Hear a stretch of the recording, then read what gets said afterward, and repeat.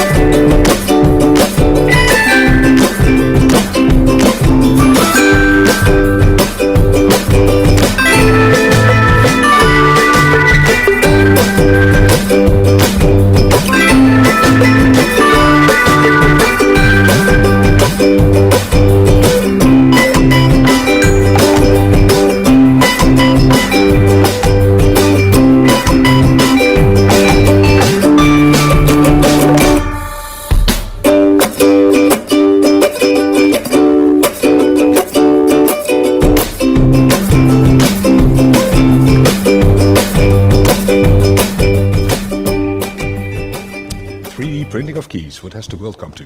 Show of hands, who thinks this is a good idea? I think it's a cool idea. I think it's a cool idea. It's a neat idea, but I don't think it's a smart idea. Well, I don't know. I mean, you're putting your keys in the cloud and God knows where or what's going to happen. Well, the fun thing is, this is an ad for a Belgium insurance company that does this on the side. So at least if your house gets looted afterwards, you know who's going to pay for it. So that's a good thing. What you did see that they put a key on a turning pedestal and took with a sort of Kinect thingy, they took a 3D render of it, and from that 3D thing, they went on with that file. And why they had to do this is basically because they're Belgium. And Belgium is, as we all know, part of Europe, which is not the USA. And because if you are in America, you basically, if you want a lock on your front door, you have a couple of choices. That's a quickset, that's a Schlage, that's very expensive. So that's 3 choices. And basically, as a residential area, you probably go for option 1 or 2. So you have a Schlage and a quickset, which kind of limits your choices down. So what you can do then is you don't have to put your key on a turning pedestal and make a complete 3D render for it. One picture can be enough. And there's actually a company who does that, well, who did that. I don't think they're existing anymore. This was Schlussel.com.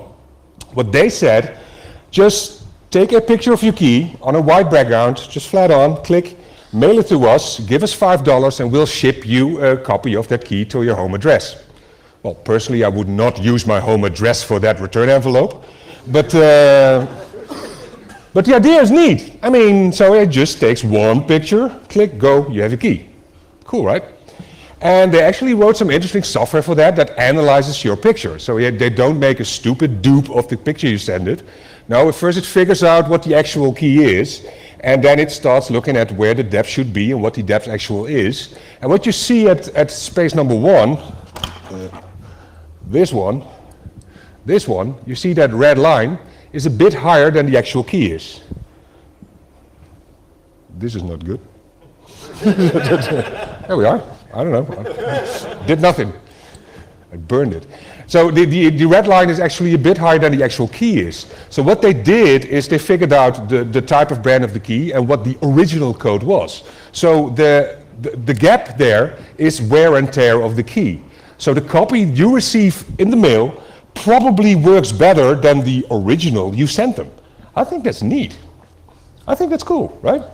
So they just make a duplicate of your key by one picture alone. I believe now they need both sides, but the idea remains the same. They can do it with one. There's actually other companies who expand on that same idea. This is Outbox. They were running in, I believe, only Manhattan, because it doesn't scale that well. Because what they do is basically they are a reverse mailman, a reverse physical snail mail mailman. So they show up at your door and take your paper mail. They take it back to their office, they scan it, and they mail it to you electronically. So even if you're not at home, you can read your spam. Whoa. They probably feed that out, but I'm not sure about that. So they need access to your mailbox at least. So what they say, well, again, send us a picture of your lock, of your key. And of course, there are several places when you can have your mail. That's in a mailbox that is outside. Maybe that's not locked, so then they're easily then they're done. And if there is a lock on your mailbox, they need a picture of that key. If that's behind a gated fence, because that's what most Americans do, they need that key as well. And you have several layers. But they didn't want to go into your house, probably because it's American and they want to get sued or the liability or whatever. So they say if you have your mail, if you have a slit in your door and the mail goes through there, so you need to be behind your front door to actually grab the mail, they'll supply you with a mailbox you can put outside your door. But the idea remains the same. I mean, so you need a picture of a key and they make a copy of it, and then they actually use them in their business proposition. So I think that's cool. Taking pictures of keys and making that's not new. That's not new at all. In 2008, the University of California was playing with this device. That's a neat camera and a kick-ass lens. And what you can do with big lenses is take neat pictures and zoom in a bit. That's a terrace, there's a table on the terrace, on the table there's a book, on the book there's a key, and that's the zoom in. You can neatly zoom in with big lenses. Well, and of course we can see that key. Let's focus on that one. The picture is not taken straight on, but that's not really a problem, because if you look at the head of this key, this one, this looks like a K. And if you know your lock, you know that's a quickset. And the fun part about a quickset is we know what the dimensions of that key is, especially from that head, because that head is the same for all the quicksets. Of course, the code is different, but if you keep on distorting and changing that picture, I mean, that's clearly not the key. But if you keep on wrapping it until this is the correct shape, then you know this is the correct shape as well, which you then can decode to the actual code and use a code cutter and run it. That works. So this happens from far away. You just need a big lens. And this was 2008. Lenses improved. CCTV improved. So that happens. Another example. This is a picture shot by Ray. Ray is a member of SSDEF, which is basically Tool in Germany. It's not the same, but ish.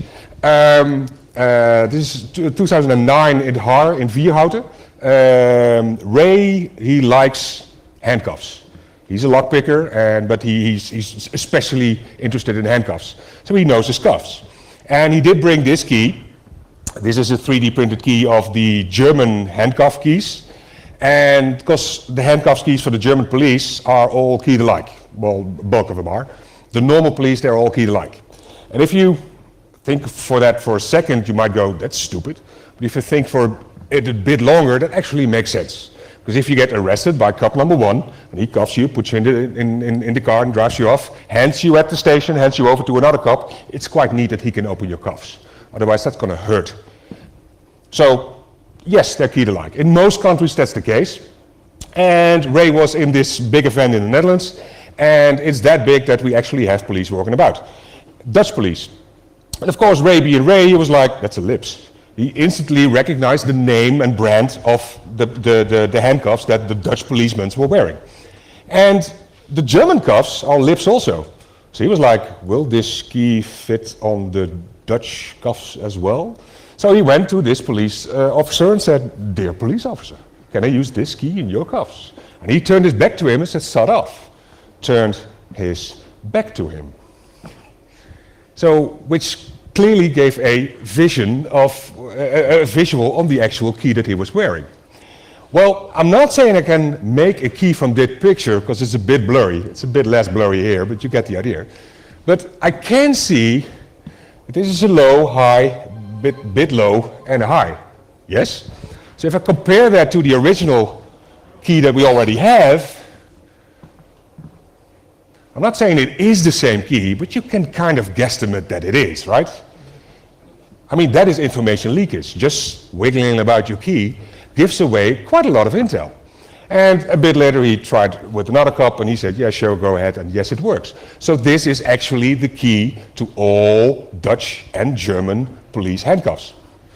And the STL you can download there and you can print your own. Because, well, information wants to be free, right? Different example. This is what I call a typical clean desk environment. It's a mess, but of course, me being a log geek, I see a key. We put a coin there just for scale, because if we know the scale, we can do stuff with it. We guessed that this is a cabinet key, because there's a cabinet underneath that desk that we kind of want to have opened. And, well, it looks like a cheap key. Because it's cheap, we can assess that it probably has weird tolerances. So we don't have to be exact. So what we did, if you print out that picture you just took, if you take the picture dead on, you don't have that distorted image anymore. So you just need to size it so that the coin is the correct size.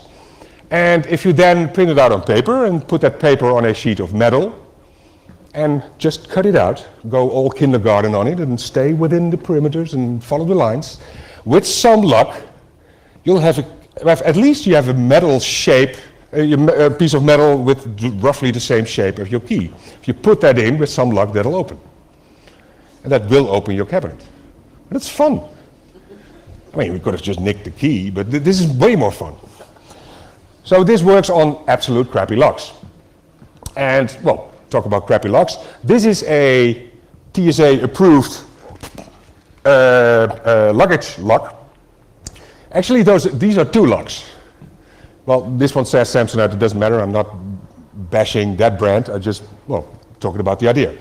This lock, this number lock, that's yours. This one, the lock that actually takes a key, that's not yours. That's from the TSA. Because you do not have a key for this. This is a built-in backdoor for that lock. Because what happened after 9/11, well, especially after 9/11, the TSA, if you fly to or from the US, the TSA wants to look in your baggage. That's fair, I guess. But if you lock your locks, if you lock your bags, they need to go through those locks. So they just start cutting the locks to get in there. People found that annoying. So some companies like Travel Sentry, this is their logo, they started making and selling locks that had built-in back doors. That was the feature. This is the back door. It's quite certainly not hidden. It's just plainly back door. What happens, TSA has a couple of keys, 9 to be exact. This is the number 2, clearly stated on there. So the TSA official just takes out his number 2 key, opens it. That's it. And then there is a paper trail, and so they can go through your locks, through your baggage without destroying the locks. Okay, so there are 9 keys that can open all the baggage. So if you have media reports with these kind of pictures, I fringe. It's like, come on, guys. Well, I can't really see which number is which, but that's about it. And, well, and then again, having an internal document from the TSA leaked on their external website because rules and databases and God knows what. This is dead on quite easy. And of course, if you own that lock, you know what this distance is. So you know what the scale of that key is. And because of internet and information, of course, there's 3D printers. And these are the keys to all the baggage. And of course, those are not high security locks. They're not. Well, maybe except the number 6. That one is made by Abbas. That's actually quite hard to pick. The other ones are just stick anything in there and it goes.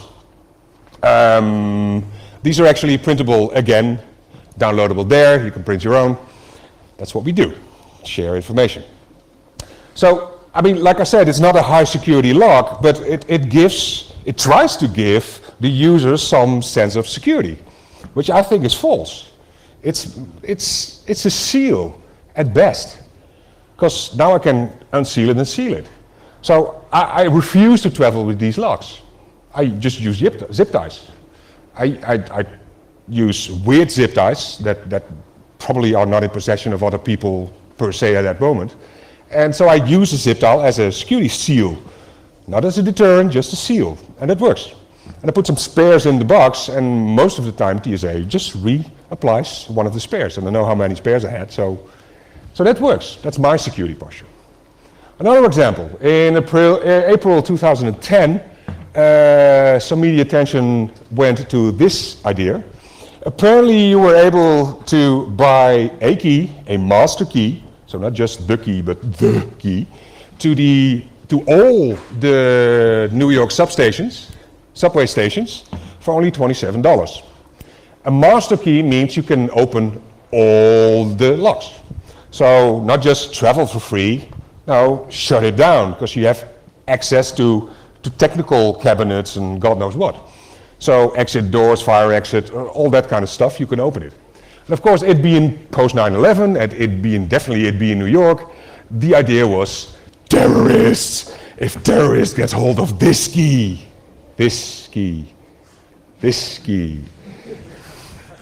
So by stating that the evil guy shouldn't have this key, by that act they're actually giving it to them. And just in case this picture is not high res enough to actually read that key, they put it on a map with a known scale. So this is giving it away, because any locksmith should be able to cut a functional key from this. Okay, mind you, this is 2010 when this happened. I give a version of this lecture every now and then. And 2 months ago, I was in Los Angeles doing this. And one of the questions was, did they change these locks? And I was like, I don't know. Because, well, one, I'm not in New York, so I can't test it. I don't have this key. Well, I do. But,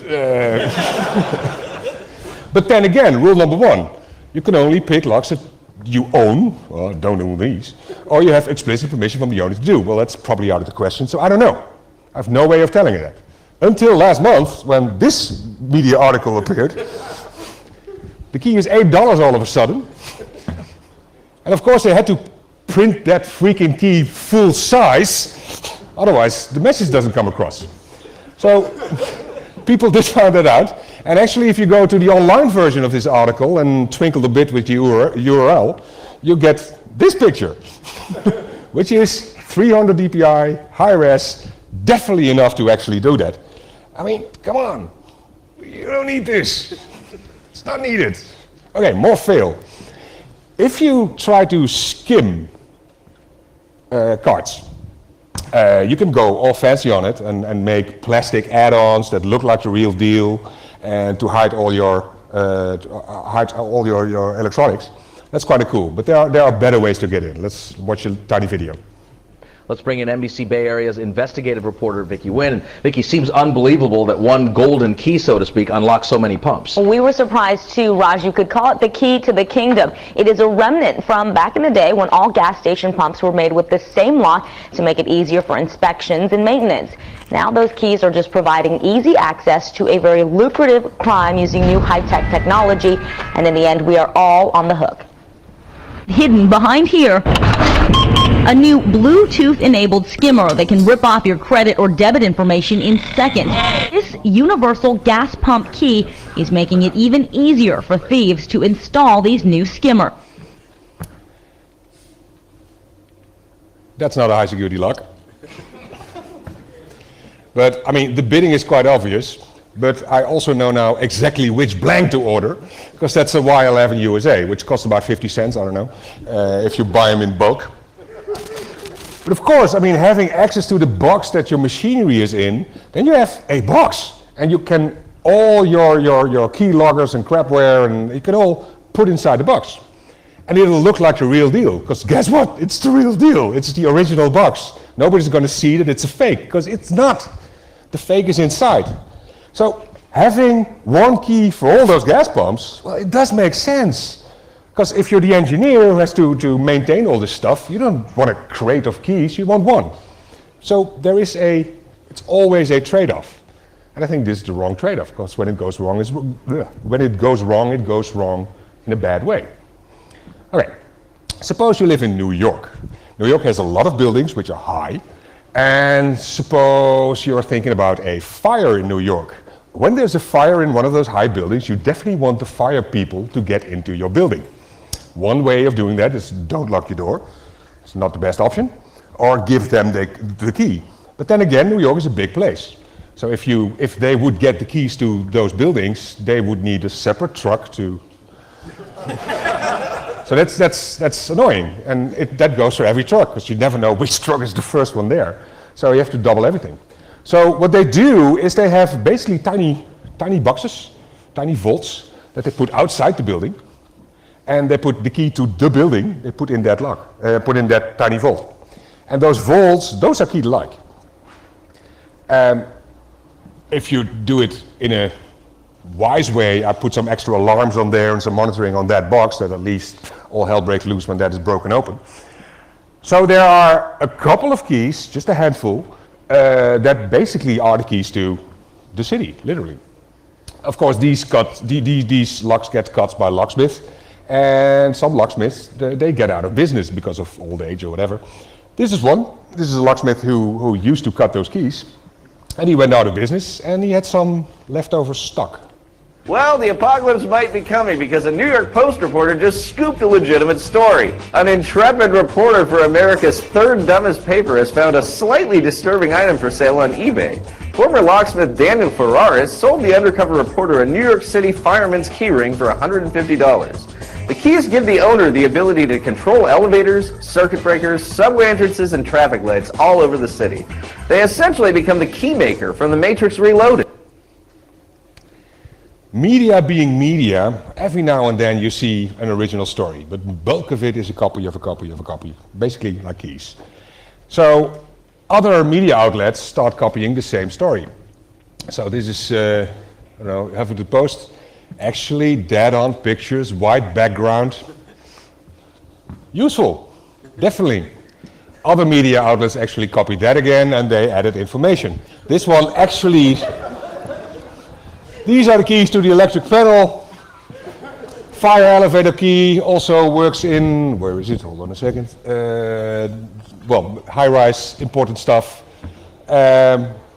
Scary stuff. That's the fireman service key, that's the subway key we were talking about. Traffic lights, turn all the lights red, turn all the lights green. Remember Hacker, the movie? Brilliant. Fire alarm box sets. Sound the alarm, or don't sound the alarm when it's actually fire. So yeah, I mean, you can create chaos with this key set. And of course, the only way to get this story across is by giving out those keys for free, apparently. Okay, this is the logo from a hackerspace in Amsterdam called Tech Inc. And well, I'm a member of Hack42, which is a different hackerspace, also in the Netherlands. And being it's not a rivalry hackerspace, it's a bit more like a sibling. And what do siblings do? They quarrel, right? All in fair and love and stuff like that. Tech Inc. got a new space at some point, and of course with a new space comes a new lock and comes new keys. Because they were very proud of their new space, and which is awesome, absolutely. And so one of our members, which is a regular troll, started calling one of these guys. It's like, are you sure that's a okay lock you have on your new facility? Because we have a member in our team that knows his logs. So if you can just send a picture, then we can assess if it's a decent key or not. And this showed up in our mailbox. Well, it's not a very clear picture, but if I do this, yeah, I basically end up with that, right? I mean, if it was a high-powered laser, that actually would still be there. Well, this is a vague outline of what the key should look like-ish. So we hooked that up on our newest machine we happen to have, which happened to be a laser cutter. Good thing it wasn't a coffee maker, because that would have been a mess. And what you see happening is it just burns that outline out of a piece of plastic. Well, that piece of plastic is, I don't know, 4 mil thick, so that will never fit, or at least it should never fit, in your keyhole. So, well, actually that was the label, now it's the actual burning. We do have some ventilation now. This was, well, we just got that machine, so you do not want to inhale those fumes. So you end up with a basic outline of the key, which does not fit your keyhole, but it is a basic outline. So what you can do with that, well, let's wait for the actual burning to stop. Burn, focus, focus, focus. There we are. See, basic outline. Different picture, there you go. You see, we set it a bit too hard burned as a shadow, but this is the actual shape. The key, we kind of assessed what the blank was by looking at it. So hooking this piece of plastic into a normal key cutter, here is our bit of see-through plastic, and that's a normal blank, and you can just dupe it the way you're used to. And, well, did it work or not? As I was not a member at that time, I couldn't assess that, because rule number 1, it's not my lock, no permission. But being a hackerspace, which is all information wants to be free, we put this whole video and all the specs on our public wiki, of course. Well, that's what you do, right? Well, some people freaked out. It's all for play, so the day after we showed up with a decent lock and 80 copies of the key so they can redistribute that. And then they said, so now we have a good lock, you can't get into a door again. I said, who supplied you that lock? All fair and gay, I became a member and they even gave me a discount because, well, you didn't have to give me a key anymore, did they? So it was good. Cool. Speed cams. Fun, right? Ja, let's do the video first. Ons komen regelmatig wel e-mails van mensen die een en ander beweren, eigenaardige mails, maar ook opmerkelijke, zoals deze e-mail die we gekregen hebben. En dat gaat eigenlijk over iemand die beweert dat je heel eenvoudig met een sleuteltje de flitspalen open krijgt. Dus stel je voor, je wordt geflitst, je hebt een sleuteltje en lever je uit op de flitspaal of op de besturing van die paal. En dat je ook die slotjes heel gemakkelijk kan kopen. Ik onderzoek dat even, we zijn in Brussel en we beginnen natuurlijk bij de slotenmaker. Sleuteltjes. En dat is een inneslotje. Volgens de mailschrijver zit dit in de flitspaal. En kan ik met die sleuteltjes de flitspaal openen. En hoeveel heeft dat gekost? Dat heeft €14,23 gekost. Als dit werkt voor €14,23, dat is opmerkelijk goedkoper dan een boete van een flits. Dit is hij dan, deze paal. Er zijn in Vlaanderen heel wat acties geweest om deze flitspalen uit te schakelen. Men heeft erop geschoten, men heeft ze in brand gestoken, men heeft ze zelfs afgekleefd. Maar eigenlijk is dat volgens onze mailschrijver allemaal niet nodig. Want het geheim van deze paal zit in deze kast. Deze robuuste kast is de aansturing, de sturing, de elektronica, de stroom van die flitspaal. Dit sleuteltje, dat je daar deze combinatie onschadelijk mee kan maken. En dat... Ja, het klepje gaat hier open. De sleutel past. De deur gaat open.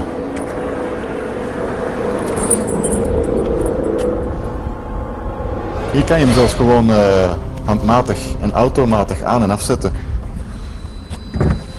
Laten we dit maar dicht doen. Terug op slot. Volledig nieuw. Dit is wraakroepend. Dit kan niet. That's a nice desktop picture. I actually don't get this story. Because apparently you could buy a lock with a key that was coded alike this installation. It's weird. So apparently if you buy this lock, it's default coded to a factory set position, which is always the same. And these guys who installed this did not change that combo. That's leaving default password as default password. That's the same. That's exactly the same as they did. So that's weird. But, well, I didn't want to buy those locks with those keys. I just want to assess if I can make a working key from stills we got from that moving video. Well, we got this one.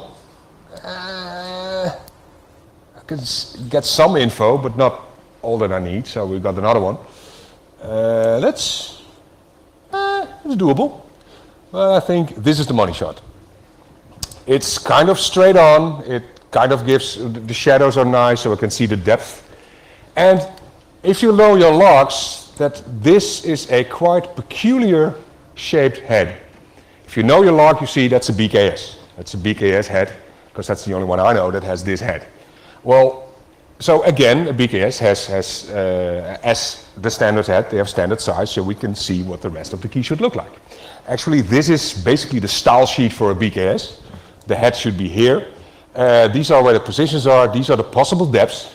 So if you keep looking to this picture and compare to that, you can kind of guesstimate what the actual depths should be, right? We came up with this. So we guessed and, well, assessed basically that it's a guesstimate. We think this is the lock to all the Belgium speed cams. But of course, rule number 1, can't pick it because I don't own it. Or I have explicit permission from the owner to actually try that. Well, that's probably out of the question, right? So what to do? So we bought a speed cam, right? And yeah, it works. Well, so this is actually the key to all the Belgian speed cams. So maybe we shouldn't show it, I don't know. Well, so we're talking about pictures of keys, that's a bad thing. But actually having hold of that key, even for a split second, that's the golden ticket, right? So now you can do stuff. Of course, you can run to the copy shop and have it cut. But there are ways to protect from that. I mean, one way is if you look at your keyway and there's a certain swerve in your keyway, if you get all intricate with that, so make weird swerves and you pattern those forms, you're not, some other people are not allowed to sell keys that look the same. And if you use a very weird shape and only use that for your installation, it's going to be harder to get fitting pieces of metal who go into the lock. Normally, if you play nice. But then there are boxes like this. This is a key cutter, but it works in another direction, basically. This is an easy entry machine. It costs a couple of $1,000s, well, euros or whatever, and which is some money, but it depends how determined your attacker is. For a sports lock picker, that's an investment, which we made because we want to have that box. So it's a cool machine. It takes slugs of brass, look like this. Smiley face is always good. What it does, it cuts keys, but a normal key cutter would go in that direction and duplicate that. This one takes those grooves and duplicates those. There's a zoom. So you see, it just mills out these grooves. And so you end up with a blank key that you have to put on another key copying machine that does the sides. And then you open, and then you end up with a working key. It's fun. It's a very expensive way of duplicating keys, but if you have a key that's hard to duplicate by a normal service because you can't get the blanks, this is a way to go. It's a fun machine. Kind of cool. Tin soldiers. How are tin soldiers made? Anyone? No, that's the material. How are they made? They're cast. And they're melted, of course, because that's part of the casting. They're cast. So if you can make a cast of a metal, if you can make a cast of your key, which will hold it, something's over here. Still here? Yep. If you can make a cast of your key, you can pour metal in there, right? If you have the correct stuff. And you can go quite fancy with that. So we tried a very cheap set, comparably. This is just regular clay. We later replaced it. We went to the hobby shop and bite all the clay basically to figure out what the correct clay is. It takes some research to figure out what it is, because if it's too solid, then it won't take an imprint, and if it's too soft, it'll smudge it a bit. So, but well, you're buying clay. That's not an investment. Come on. And well, there's a piece of metal that we haven't figured out actually what it actually is, because it has a very, very low melting point. It's not lead, because that would be unhealthy, but it's I don't know, whatever. And we just tried it with a normal, quite good key, not a high security one, but a quite normal, average key, on Barry, one of our friends, on his kitchen table. It was just like, try it there, and it worked first time a charm. And it's brilliant. It even works with that. And if you go a bit more high secure, then that clay probably won't do. So you need a material that basically has a higher resolution than normal clay.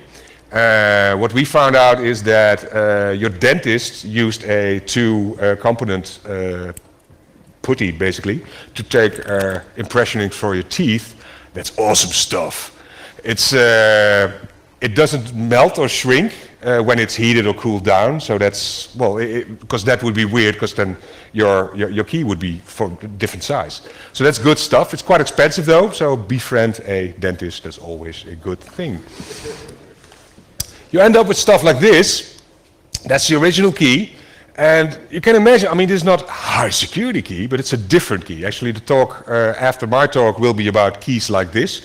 On a normal key duplication machine, like the one that normally cuts like this is going to be impossible to do it with that. It's just a different type of machine. I'm not saying it's a better lock, but it's different.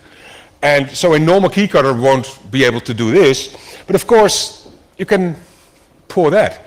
And if you take it out of the mold carefully without destroying that mold, then you can retry, because the mold is still intact. You can just melt this one and redo it, and then you're golden. So you can keep on doing it over and over. This actually works. We tried this. Okay, another one. This is the ID of Rob Gongrijp. You probably have no idea who the fuck Rob Gongrijp is. But if you were Dutch, you would have known. Rob is the most well-known hacker of the Netherlands. He's basically one of the driving forces behind that we're not using computers to vote for parliament these days, which is yay for Rob. And he founded our first commercial, well, public ISP, so he's one of the good guys. And he's a hacker. So he knows his operational security, you would think. These guys knows risks, knows risk profiles. He should know better than show keys in public. Let's see how that goes.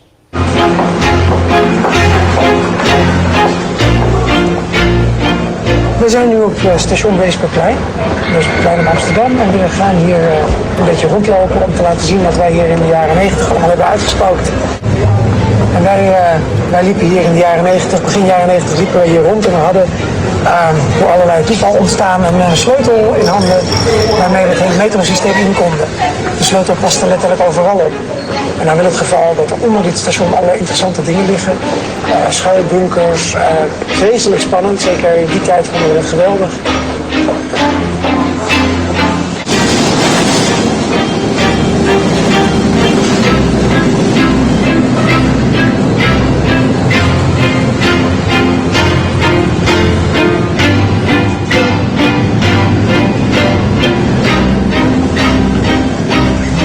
Nou, dan staan ze in de lift en dan ga ik dus niet op het knopje drukken, maar ik draai de magische sleutel om. Dan gaat de deur ook keurig dicht en dan gaan we niet naar het perron, waar we gewend zijn dat de lift heen gaat. We gaan gewoon door naar beneden. Zodat we aankomen in een veel diepere ruimte. Oh kijk eens, daar is het licht. Geweldig. Fantastisch.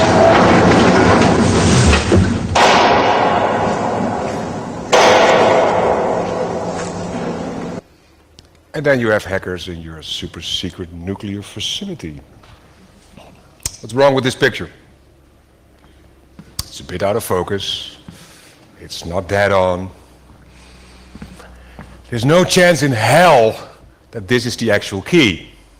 because this is a double-bitted key. This is a cabinet lock. This is just a key he happened to have in his pocket. And he showed it to the camera. You didn't know that, did you? It took nothing away from the story to lie. So this guy has excellent operational security.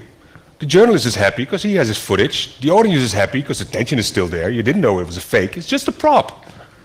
So security is not compromised. The story is still there. He's not showing keys. Not showing keys is a good idea. Other ways of not showing keys is this is a key pass. Key port is the term. Is actually basically a box that you slid your keys in and out of. This one is branded DEFCON 22 because it's a fail. And that's what I like. I like fails. What it is a box. It's a neat idea. So you can put USB thingies in it, but it's about the keys that you just slid in there. So it's basically an intricate way of keeping your keys in your pocket. And so you only slide them out when you use them, so nobody can see them if they're looking. And so what they do, they don't cut your keys, but they send you the blanks with this, well, with this adapter basically. So they need to figure out what your actual keys are. So of course, what do they need? They need a picture of your key. So you're selling it to DEFCON 22 attendees who are paranoid, rightfully so. And you're selling it to the uber paranoid there, because they know they don't have to show their keys, and you're asking them to send pictures of their keys. That's wrong. Well, for granted, in the small print it says for extra added security, you should maybe blur or blind the actual teeth on your lock. But that should not be added security. Come on, guys, you're selling a security product. That should be the default. That should be the only way you can upload pictures of your keys. Come on, get out of here. So we did figure out that this is probably not the best idea of the world, right? I mean, Post-it should not be on consoles. There should not be passwords on Post-its. That's not going to happen. So this is wrong, right?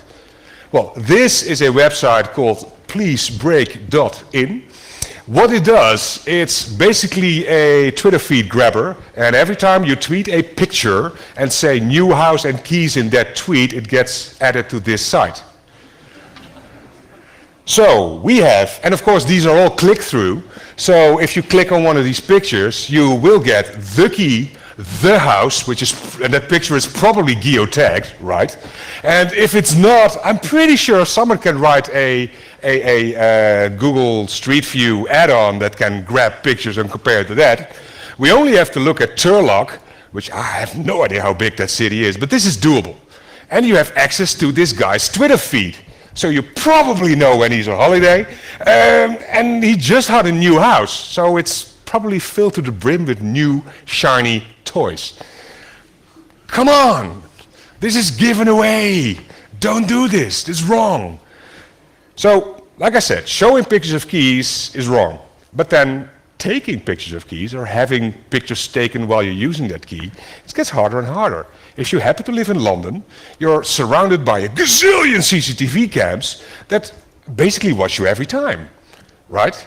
And of course there's Google Glass. Well, we don't see it that often now. But I mean, something like that will evolve. They're already looking at contact lenses, so you haven't got a clue if somebody's actually looking at you or not, or taping or recording it. And we all have pretty capable cameras in our pocket right now. Well, those tracking devices are called core telephones, but they're cameras as well, right? And they're high-res enough to do this stuff. So when I was younger and we stopped using cash money basically, and there was a TV series that basically showed us if you're pinching in your PIN code for your plastic money, shield your numbers. A PIN code. A key is basically a code to that lock. So, I mean, don't show it. You saw Rob doing it in that video when he actually was operating that elevator. You didn't see that key in the clear. Just slide it a bit. Okay, I got one more fail and then we're done, so that don't want to keep you away from the drinks. This is a bad guy. This is actually a killer. I know that because he got convicted for killing people. He went to jail for killing people. And he walked out of jail because The design of the master key was printed on front of the prisoner's information handbook. A copy of said book was given to all inmates upon arrival of that facility. So, I don't know. So security can be hard, and security can be easy. But for some weird reason, it's always quite easy to fuck it up. So, that's me. Any questions? I'm done. So